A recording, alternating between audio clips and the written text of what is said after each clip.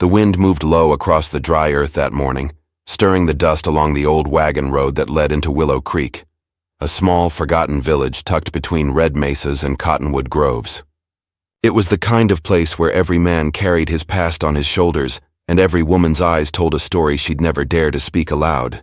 The air was heavy with silence, broken only by the creak of porch boards and the soft clink of horse harnesses from the livery stable down the lane. And yet beneath that stillness something restless lingered, as if the land itself remembered too much pain to stay quiet forever. A young widow had arrived 3 days ago. Folks whispered about her already, though no one really knew her name. She came off the stagecoach wearing a plain brown dress, clutching a single trunk, and walked straight to the abandoned house near the creek, the one that used to belong to the blacksmith's wife before fever took her. Since then, smoke had been seen curling from the chimney each dawn, and some claimed to hear her singing soft hymns at night, the kind that make you think of home and heartbreak all at once. The widow had come to forget, that much was clear. Maybe a lost husband, maybe a war, maybe both. But Willow Creek was a hard place to lose yourself in. The land didn't let go easily. It remembered faces, voices, the sound of hooves in the dark, and the Apache remembered too. He had been seen near the river bend that same week, moving like shadow among the mesquite. Tall, broad-shouldered, with long dark hair tied back and the kind of silence that made men nervous. To the settlers, he was a reminder of what they feared and what they'd tried to bury. To others, he was something they couldn't quite name, part of the land itself, wild and unbroken. They said he had once lived among the white men, years ago, before his world was taken apart. He spoke English with a slow drawl, knew how to shoe a horse, mend a rifle, and trade pelts for salt and tobacco. But something in his eyes made people step back. They carried both grief and fire, and when he looked toward the village from the ridge, it was as if he was staring at a place that had betrayed him. That night, under a half moon, the widow's lamp burned long after every other had gone dark. She sat by the window, mending a torn shawl when she heard a sound outside. Soft, deliberate, like a foot brushing against dry grass. Her breath caught. The chair creaked beneath her as she rose and reached for the old revolver that had come with the house, though she wasn't sure it even fired anymore. Through the thin curtain, she saw him. He stood just beyond the fence, still as stone, his face lit faintly by moonlight. He wasn't armed, not visibly, but his presence alone felt like a weapon drawn. Her heart hammered as he raised one hand in slow, careful motion, palm open. No threat, just a gesture of peace or maybe exhaustion. "Don't be afraid," he said quietly, his voice carrying across the cool night air. "You're not the first to live in that house, but maybe you'll be the last." The words made no sense to her, but they cut through the silence like a knife. She stayed still, watching him from the dim light of her window, torn between fear and curiosity. He looked weary, like a man who had walked too many miles with no place left to go. He turned to leave, melting back toward the trees, and for a moment she wanted to call out, to ask what he meant, to ask who he was. But the words stayed trapped in her throat. The night closed behind him, leaving only the sound of the creek and the lonely whisper of wind through the cottonwoods. By morning, his footprints were there in the dirt path leading to her gate. Deep, heavy, and fresh. The widow stared at them a long while before sweeping them away with a branch. But all that day her mind stayed restless. Every noise made her turn her head. Every silence seemed louder. That evening she went into the village for supplies. Folks in the general store noticed her right off. The storekeeper, an old man with a tobacco-stained beard, leaned on the counter and said, "You best stay inside after sundown, ma'am. There's talk an Apache's been circling the ridge again." She kept her eyes on the sack of flour in her hands. "Is he dangerous?" The old man spat into a tin can and nodded slowly. "He ain't raided in years, but trouble follows the ones who don't belong anywhere. They say he lost his whole family to soldiers out of Fort Lowell. Since then, he don't take kindly to seeing smoke where white folks build." Something inside her twisted at that. "Maybe he's just lonely," she said quietly. The old man chuckled without humor. "Lonely men with nothing to lose can burn a whole valley down, ma'am. Best remember that." That night the creek ran high from mountain rain, and thunder rolled far off in the distance. The widow couldn't sleep. She sat again by the window, the same old revolver by her side, listening to the storm. When lightning flashed, she thought she saw movement near the edge of her yard, a shadow against the fence. Then another flash, and he was there again, drenched, leaning heavy against the post as if the earth itself were tilting beneath him. Before she could think, she opened the door. He lifted his head slowly, eyes glazed with exhaustion. Blood streaked down his arm. "You shouldn't be here," she whispered, though she didn't sound convinced. He gave a faint, crooked smile. "I didn't mean to come. My horse was shot. I thought this place was empty." For a long moment they just stood there, rain pouring between them, thunder shaking the ground. Something unspoken passed, fear, pity, recognition. She finally stepped aside. "You'd better come in before you fall down." He hesitated, then crossed the threshold, dripping mud and blood onto her floor. The smell of rain and earth filled the room. She fetched water and a cloth without another word, her hands trembling slightly as she worked. He watched her in silence, eyes dark and unreadable. When she dabbed the wound, he winced but didn't pull away. "You shouldn't help me," he murmured. "If the soldiers see my tracks here, they'll think you're one of mine."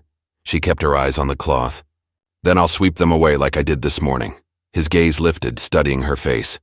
The corners of his mouth twitched faintly, somewhere between sorrow and gratitude. "Why are you here?" she asked finally. "Why near this village?" He stared into the fire for a long time before answering. "Because sometimes a man can lose everything and still need to feel something again, even if it costs him the rest of his soul." His words hung in the air, raw and broken. She didn't know what to say, but her heart ached in a way she hadn't felt in years. He looked up, and for the first time his voice softened, almost like a whisper meant only for her. "You need a husband, and I need to feel again." Her breath caught. The firelight flickered across his face, half in shadow, half in gold, and for that fleeting moment, it felt as though the walls between their two worlds had fallen away. Outside, thunder rolled closer, and the wind rattled the shutters. Somewhere out there, riders might already be tracking his trail, but inside that small cabin, time seemed to stop. The storm raged on, and neither spoke another word. Yet both knew the world beyond that door would not forgive what the heart inside it had already begun to want, and when the dawn came, it would demand a price neither of them was ready to pay. The night grew colder as the storm began to ease, leaving behind the soft dripping of rain from the roof and the faint crackle of fire. The widow sat across from the Apache, her hands clasped tight around a tin cup of coffee she didn't drink. The air between them was heavy with things unsaid. He sat near the hearth, his shoulders hunched, one arm bandaged where she had cleaned the wound. The firelight cast long shadows along the walls, and for the first time since she'd arrived in Willow Creek, she didn't feel entirely alone, though she wasn't sure if that was comfort or danger. He hadn't given his name, and she hadn't asked. Maybe it was better that way. Names carried stories, and stories carried pain. The way he looked at the flames told her his story wasn't one he liked remembering.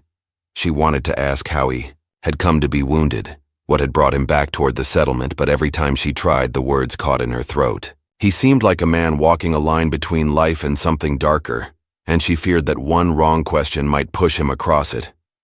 Outside, the wind shifted. The horses in the nearby corral stamped nervously. The Apache's eyes flicked toward the window. He had that instinct, the kind only a man born to the open land possessed, the kind that could sense trouble before it showed its face. "You should sleep," she said softly, almost afraid to break the silence. He shook his head, eyes still watching the window. "Sleep is for those who are safe." She looked down, unsure how to answer. "You can stay until morning. No one comes this far from the town after dark." He turned his gaze to her, and something softened in it for a moment. "You believe that because you still want to believe good things about this land, but this place has ghosts, and not all of them are dead." The fire popped, and she flinched. He reached for the kettle, poured himself some coffee, and winced as he shifted his arm. When he finally spoke again, his voice was low. "When I was a boy, this valley was our hunting ground, the river, the mountains, the trees, all ours. Then came the soldiers. They said they wanted peace. They gave us papers, promises, and fences. My father said no, so they made war instead." He stared into his cup, his face carved in shadow. "They took the land, burned the camps, and sent us south. The ones who stayed behind were hunted. The ones who left never came back." She listened quietly, feeling his words weigh on her chest. Her husband had died in the war between North and South, fighting for something she no longer believed in. She knew what loss sounded like. The same hollow ache in his tone lived in her too. When the fire began to die, she rose to add another log. "You've been running ever since," she said softly. He didn't answer right away. Running, yes, but not from them. From what they left behind. She met his eyes then, and for a moment, neither looked away. It was strange how pain could recognize its own reflection in another. A distant thunder of hooves broke the stillness. He stiffened instantly, rising from the chair in one smooth motion. "They're tracking me," he muttered, his hand reaching instinctively for the knife at his belt. Her heart jumped. Who? Soldiers, maybe bounty men, maybe worse. She ran to the window, but saw only darkness and rain. "They can't know you're here." He shook his head. "They'll find the trail by sunrise." He looked toward the door as if already preparing to leave. "If they see you've helped me, they'll burn this place. They'll call you traitor." She moved between him and the door. "You can't go out there wounded. You'll die before morning." He hesitated. The firelight caught the faint tremor in his jaw. For a man who looked carved from stone, that flicker of uncertainty made him seem suddenly human. "You don't owe me anything," he said quietly. "I know," she replied. "But maybe I do." He stared at her a moment longer, then sat back down slowly, as if surrendering to something larger than himself. The sound of rain faded, leaving only the ticking of the old clock on the wall. Time seemed to stretch between them like a thin wire ready to snap. By dawn, the storm had passed. The world outside was washed clean, glistening with dew, though the tracks near the gate told their own story. She had swept them away again before the sun rose, just as she'd promised. When he stepped out to saddle his horse, she stood at the doorway, her shawl drawn tight around her shoulders. "Where will you go?" she asked. He looked toward the mountains. "Away from here, maybe to the canyon, maybe nowhere." She frowned. "There's nothing out there but rocks and coyotes." He gave a faint smile. "That's better company than men." She wanted to stop him, though she didn't know why. "If you keep running, they'll keep following." He paused, turning to face her. "If I stop, they'll finish what they started." His voice was calm, but his eyes burned with a quiet fire. "You have a kind heart. That's a dangerous thing to have here." Then he mounted the horse and rode off through the pale morning mist, leaving her alone again. She stood watching until he disappeared into the cottonwoods, his figure swallowed by the land. The wind shifted, carrying with it the faint scent of rain and smoke. Days passed. The widow tried to return to her routine, mending clothes, tending, the small garden behind the house hauling water from the creek. But the silence had changed.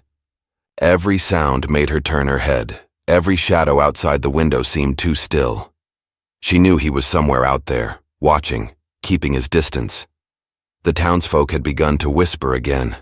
They noticed how she avoided the main street, how she seemed restless. The storekeeper mentioned seeing smoke near the ridge and muttered that the Apache must still be close. Others spoke of missing cattle, of riders who vanished on the trail at dusk. Fear was an easy thing to grow in dry soil. One afternoon, as she hung laundry by the creek, she found a small bundle of herbs tied with leather cord left on a rock near the water. They were fresh, sage, yarrow, and pine, healing herbs. She looked around, but no one was there, only the faint rustle of wind through the reeds. She took the bundle home and set it by the window, her chest tightening with something between gratitude and sorrow. That night, she dreamed of fire. She saw soldiers riding through the village, torches in hand, shouting words she couldn't hear. She saw the Apache standing at the edge of the burning fields, his face streaked with ash and grief. Then she woke, heart pounding, to the sound of hooves again. She rushed to the window, breath fogging the glass. The moon was bright, silvering the land. A group of riders moved slowly along the ridge, lanterns swinging. She could hear the faint jingle of spurs. Soldiers. They were scanning the valley. Her heart raced as she stepped back from the window. She glanced toward the woods beyond the creek, wondering if he was hiding there, watching the same men who hunted him. The soldiers stopped near her gate. She froze. One of them dismounted, his boots sinking into the damp ground. He looked around, then called out, "Ma'am, you alone here?" She forced her voice steady. "I am." "We're tracking a fugitive," the man said. "An Apache," tall scar on his cheek, armed. "You seen anyone fitting that?" She swallowed hard. "No, sir. I've seen no one." He studied her face a moment, then nodded. "If you do, you let the fort know. He's dangerous." "I will," she said quietly. The man turned, mounted up, and the group rode off, their lanterns fading into the dark. She stood there long after they were gone, feeling the pounding of her own heart echo through the still night. When she finally stepped back inside, something caught her eye. On the floor near the hearth was a wet footprint, fresh, leading toward the corner of the room. Her breath caught. Slowly she turned and saw him there, standing in the shadows, soaked and silent. "They're close," he said quietly. Her hand trembled on the edge of the table. "You came back." "I had nowhere else to go." For a long moment neither moved. Then she whispered, "You can't stay here. Not like this." He stepped into the light, his eyes dark but steady. "Then tell me where to go. Tell me where a man like me can live without being hunted." She couldn't answer. There was no such place, not in that land, not in that time. The world had already chosen who belonged and who didn't. He looked around the small cabin, the fire, the mended shawl, the simple comfort of it all. "You live here with ghosts," he said softly. "So do I. Maybe that's why I came." Outside, the coyotes cried in the distance, their voices rising and fading over the hills. Inside, the fire crackled low, painting their faces in flickering gold. He took a slow breath, the words heavy with something raw and human. "They can take my land, my people, my name, but they can't take what's left inside me. Not if someone remembers I was once alive." The widow's throat tightened. For the first time since her husband's death, she felt her heart stir again, not with comfort, but with something dangerous and real. She didn't know if it was pity or fate, but she knew this moment would change everything. Outside, the night deepened, and the world waited for dawn. But the light that would come with it might bring more than daybreak. It might bring blood, truth, and the price of the choices they were about to make. The next few days passed in uneasy silence. The Apache stayed hidden in the cabin during the day, and slipped out only at night to watch the ridge or bring back what little he could hunt. The widow said little, but every time she saw him moving through the small house, quiet as a shadow, her heart twisted with both fear and something she couldn't quite name. The air between them carried a tension that neither dared to break. Outside, the land baked under the harsh sun, and even the birds seemed cautious when they flew over the valley. Each morning, she rose early to tend to her chores, pretending that life had returned to normal, though she knew better. The soldiers had come twice since then, once to ask more questions, and once to warn the townsfolk that the Apache was still at large. They had searched a few barns near the creek, even questioned a ranch hand who claimed to have seen a figure moving through the hills at night. The widow kept her head down, her voice steady, praying her eyes didn't betray what her heart already knew. The Apache spoke little during those days, but when he did, his words carried weight. One evening, as the sun dipped low over the mesas, he stood by the window watching the long shadows stretch across the field. "They'll burn this valley before they ever let it belong to someone like me again," he said. "They're afraid of what they took, because deep down they know it wasn't theirs to begin with." She looked up from the bread dough she was kneading. "Not everyone here is like them." He turned to her, his expression unreadable. "No, but fear spreads faster than truth, and fear is what keeps people alive." That night he left again. She didn't ask where, but in the early dawn hours before light touched the valley, he returned with a bruise along his jaw and his shirt torn. When she saw him, her breath caught. "What happened?"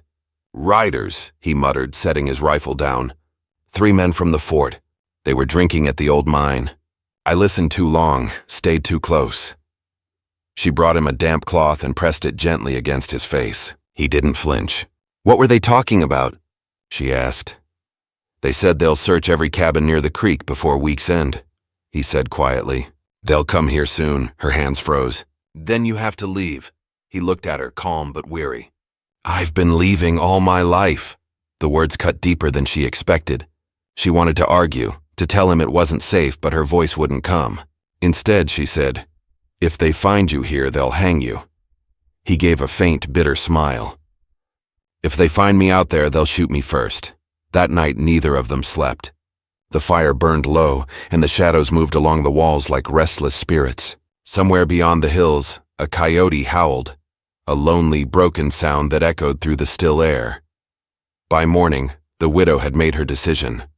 "If you must go, then let it be now," she said as he packed his small bundle of things. "Before they come looking." He slung the strap of his rifle over his shoulder, but didn't move toward the door. "You could come with me," he said quietly. Her heart skipped. "You know I can't or won't." She met his eyes. "I don't belong out there." He studied her for a long moment, then nodded slowly. "And I don't belong in here." With that, he stepped out into the morning light. She stood in the doorway, watching him disappear again into the wild land, feeling as though something vital had been torn from her chest. She wanted to call after him, but the words stayed locked behind her lips. The days that followed felt endless. The soldiers came again, this time with a tracker and hounds. They searched every house along the creek, even pushed open her door. She stood by the hearth, her hands trembling behind her apron, as one of them looked around the small cabin. The officer's gaze lingered on the spare blanket folded by the fire, but he said nothing. He tipped his hat politely and left, leaving boot prints in the mud and a silence that lasted long after they were gone.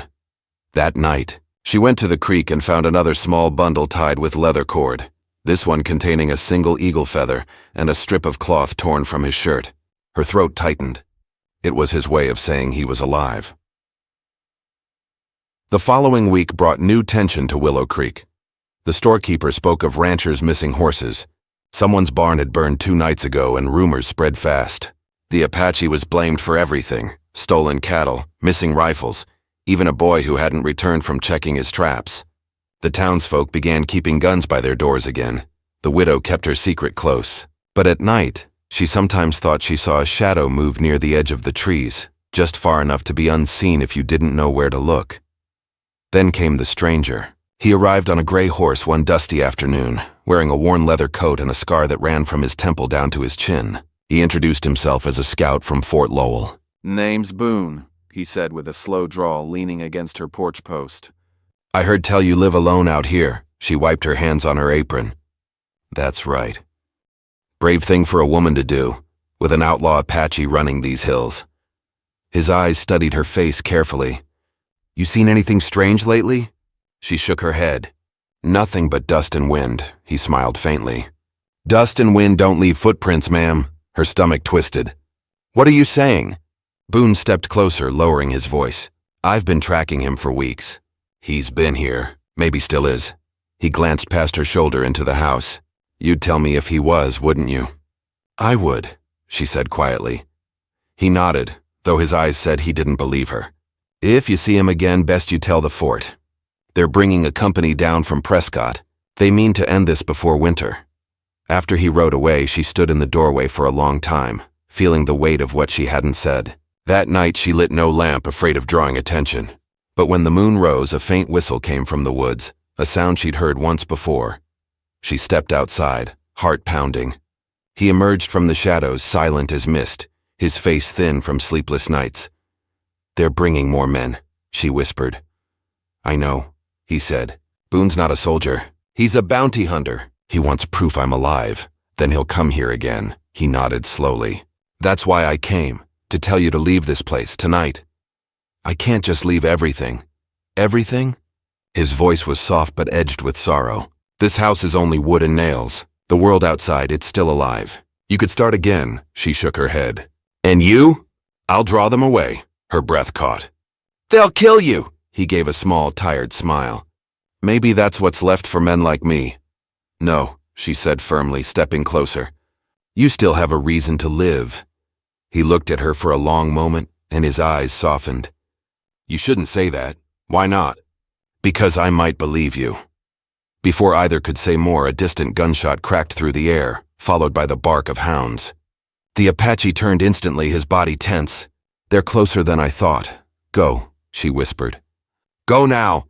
He grabbed her arm. "If they come here, you say you never saw me. You tell them I threatened you." She shook her head fiercely. "No." "Do it," he said, eyes burning with urgency. "It's the only way you live." He ran toward the woods, disappearing into the darkness as the echoes of horses thundered in the distance. She stood in the yard, trembling, the wind whipping through her hair. Within minutes, the glow of lanterns flickered along the trail. Boone rode at the front, his rifle slung across his saddle. They stopped at her gate. "You hear that shot, ma'am?" Boone called. "I did," she said, forcing calm. He dismounted, eyes narrowing. "Came from the ridge. You sure you didn't see him pass through?" She swallowed hard. "No, sir, I didn't." Boone studied her face for a long moment, then looked toward the woods. "If he's out there, we'll find him." "Dead or alive?" They rode off again, their shouts fading into the night. She sank to her knees, clutching her shawl, her breath shaking. Somewhere in the distance, another shot rang out, followed by silence. She didn't know if it meant he had escaped or fallen, but her heart refused to believe the worst. She stood again, looking toward the dark horizon. The storm clouds were gathering once more over the mountains, thick and heavy, promising another long night of thunder and rain. And though she couldn't see him, she knew he was still out there, wounded, hunted, and alive. The valley held its breath, waiting for what would come next. The morning after the gunfire, the valley lay wrapped in a heavy silence. The sun rose pale through a veil of dust and smoke, turning the hills a dull red. The widow stood by the doorway, staring at the faint tracks that cut across the field and vanished into the cottonwoods. The soldiers had passed in the night, their hooves tearing the ground, their shouts echoing off the rocks until dawn. Now only the wind moved, carrying with it the faint smell of gunpowder and burnt sage. Her hands shook as she poured water into a basin. She hadn't slept. Every sound outside made her start. Every gust of wind sounded like boots on the porch. The Apache's last words kept replaying in her head. "Tell them I threatened you." She couldn't. She wouldn't. He wasn't what they said he was. She had seen the truth in his eyes, that raw, wounded thing that spoke more than words ever could. By midday, Boone returned. His horse was lathered with sweat, his face grim. He dismounted without a word, his boots crunching over dry earth. "You heard the shots last night?" he asked. She nodded. "I did. We found blood by the ridge," he said, his voice low, steady. "Trail led north toward the canyon. He's hurt bad. Won't get far." Her chest tightened. "You're certain it was him?" Boone's eyes flicked toward her. "You sound worried." "I just don't want anyone dying near my land." He gave a dry laugh.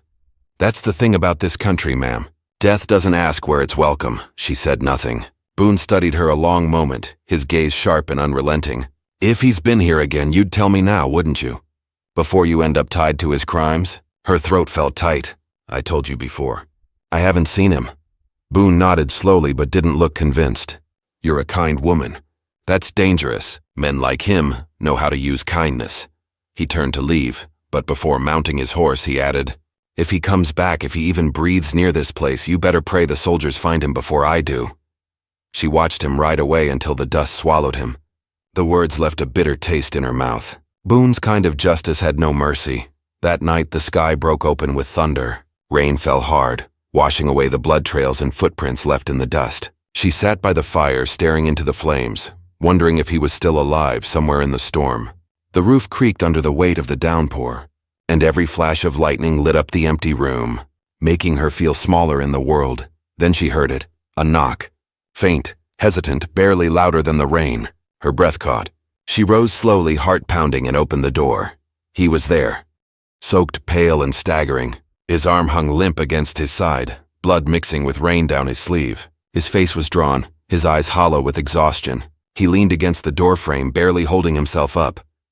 "They shot me," he said, his voice raw and thin. "But I kept moving." She caught him before he fell. His body was cold and heavy. She dragged him inside, laid him by the fire, and tore at his soaked shirt to see the wound. It was bad. A bullet had grazed his ribs, tearing flesh. The bleeding had slowed, but the infection had already set in. "You shouldn't have come," she whispered, tears stinging her eyes. He gave a weak smile. Didn't have anywhere else to go. She worked through the night, boiling water, cleaning the wound, wrapping it tight. He drifted in and out of consciousness, mumbling in a language she didn't understand. When the fever took him, she sat beside him, wiping his brow and whispering prayers she hadn't spoken in years. By morning, the storm had passed, leaving the valley washed clean again. The Apache lay still, his breathing shallow but steady. She stepped outside to fetch more water and saw movement along the ridge. Riders. 3 of them. Boone was among them. Her heart froze. She ran back inside, her voice trembling. You have to wake up. They're coming. He stirred weakly, eyes barely open. Go, he whispered. Don't let them find you with me. No, she said, her voice firm. You're not dying out there like an animal. He tried to rise but fell back with a sharp breath. They'll kill you too. Then we'll face them together. She dragged a rug over him and pushed the table aside, covering the space where he lay. Then she wiped the blood from the floor and tried to steady her shaking hands. The sound of horses grew louder. Within moments, Boone was at her gate again, his eyes sharp beneath the brim of his hat. Morning, ma'am, he said, his tone cold. You mind if we take a look inside? She forced a calm smile. It's just me here. Humor me. The soldiers behind him dismounted, rifles slung over their shoulders. Boone pushed the door open and stepped inside. The widow's heart hammered so loud she thought he might hear it. His gaze swept the room, slow and careful. The fire burned low, the air thick with smoke and damp wood. His boots left mud prints across the floor as he walked toward the corner. Her eyes darted to the rug. The faintest drop of blood had soaked through near the edge. Boone stopped. His jaw tightened. What's that? He asked. She forced a laugh. The roof leaks. Been dripping there all night. Boone crouched, his hand hovering just above the stain. Then he looked at her, his eyes narrowing. You're trembling. I'm cold. The silence stretched between them. Outside, thunder rolled far off in the distance. Boone rose slowly, eyes never leaving her face. You lie well, ma'am, but not well enough. Before she could answer, the sound of movement came from under the table, a weak groan, barely audible, but enough. Boone's hand went straight to his revolver. She lunged forward, grabbing his arm. Don't! He shoved her aside, the gun already drawn. You're harboring him. The soldiers burst through the doorway, rifles raised. The Apache pushed the rug aside, trying to rise, his eyes blazing with defiance even through the pain. Boone aimed for his chest, but she stepped between them. Stop, she cried, her voice cracking. He's wounded. He's not what you think, Boone's jaw clenched. He's a murderer.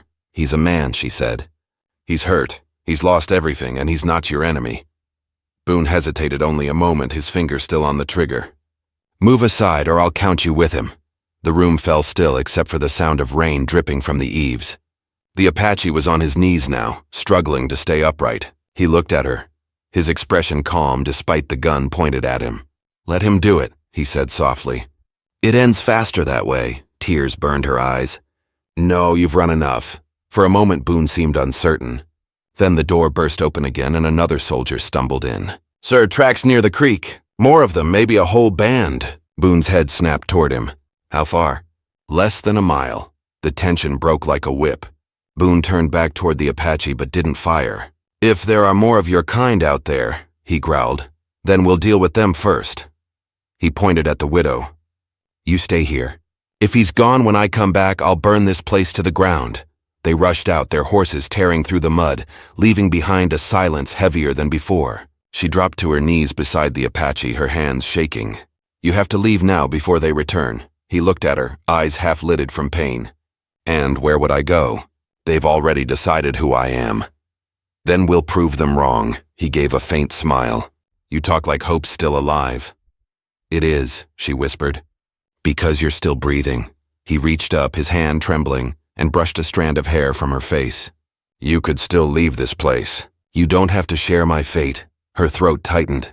Maybe I do. Outside, thunder rumbled again. The air smelled of wet earth and smoke. In the distance, faint gunfire echoed through the valley, the soldiers clashing with shadows in the rain. The sound rolled closer, sharper, more desperate. The Apache rose unsteadily, clutching his side. They'll come back here soon. If Boone lives, he'll burn this place like he promised. Then we'll stop him before he does, she said, her voice steady now.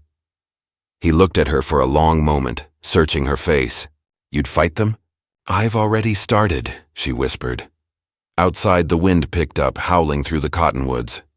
The fire flickered low, casting their faces in trembling gold. The storm that had gathered for so long, across the land, between them, within them, was about to break. And in that moment, as lightning split the sky, both knew the next sunrise would decide everything, life, death, and the price of what they were willing to stand for. The night deepened, heavy and wet, carrying the scent of smoke and fear. The sound of gunfire echoed faintly from the valley, growing softer each time until only thunder filled the silence again. The widow stood near the door, staring into the dark where the soldiers had gone. Her hands were trembling, though she tried to steady them. Behind her, the Apache struggled to stay on his feet, leaning against the table for balance. His breath came rough and the firelight made his face look carved from something ancient and tired. "They'll come back," she whispered. "We don't have long." He nodded, his gaze fixed on the horizon. "They'll follow the sound of their own anger before they remember me." She moved to the cupboard, pulling out a small pouch of coins, a knife, and a half loaf of bread.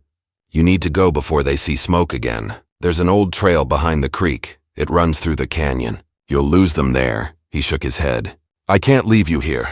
Boone meant what he said. "If they find me gone, they'll take it out on you." "I'll tell them you died," she said quickly. "I'll tell them I buried you by the river. They'll believe it if they find blood." He looked at her, his expression softening, though sorrow filled his eyes. "You'd lie for me again?" She hesitated, her voice quiet but firm. "It's not a lie. You saved me from being nothing." He took a slow breath and stepped closer, his hand resting on the table for support. "You're stronger than you know. The world tried to break you, same as me, but you still keep a fire burning." She turned away, afraid he might see the tears that had begun to gather. "I don't know what else to do," she said.